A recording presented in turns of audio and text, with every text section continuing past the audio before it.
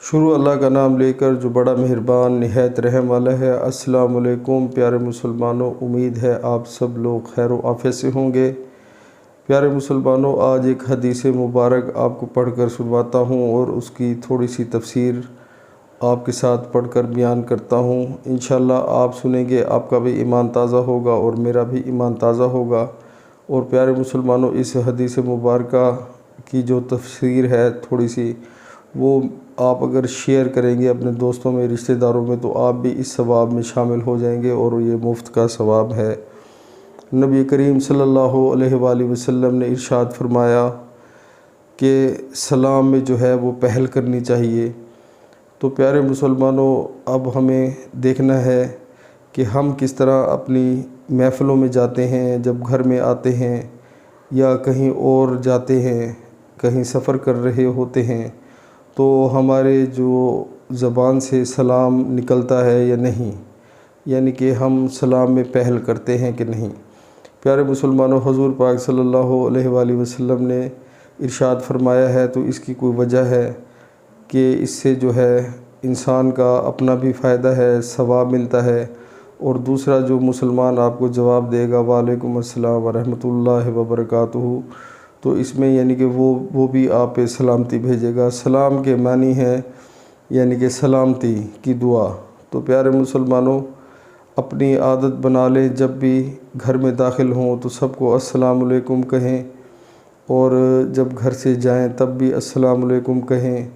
کسی محفل میں جا رہے ہیں تو سلام کریں۔ سلام میں پہل کرنے سے بہت فائدہ ہے۔ پیارے مسلمانوں، یہ دنیا چند دن کی ہے، زندگی عارضی ہے، تو ہمیں جتنا ہو سکتا ہے اپنے ثواب بڑھائیں اور اپنے آخرت کے خزانے کو بھریں۔ انشاءاللہ اسی میں ہمارا فائدہ ہے۔ لیکن افسوس سے کہنا پڑتا ہے کہ ہم لوگ جو ہیں آج کل، اگر ایک مسلمان دوسرے مسلمان کو گلی میں یا روڈ پر کراس کر رہا ہوتا ہے، یعنی کہ آمنے سامنے دو مسلمان گزرتے ہیں، تو دونوں میں سے کوئی بھی سلام نہیں کرے گا۔ تو سلام کو پتہ نہیں ہم نے کیوں پیچھے چھوڑ دیا ہے۔ سلام یعنی کہ ہمارے حضور پاک نے بھی ارشاد فرمایا ہے کہ سلام میں پہل کرو۔ جب ہم کلمہ پڑھ لیتے ہیں تو ہمارے اوپر لازمی ہے کہ ہم جو ہیں اللہ اور اللہ کے رسول صلی اللہ علیہ وآلہ وسلم کے جو حکم ہیں وہ مانیں، تو اسی میں ہمارا فائدہ ہے۔ لیکن ہم جو ہے وہ اس چیز کو بھول چکے ہیں۔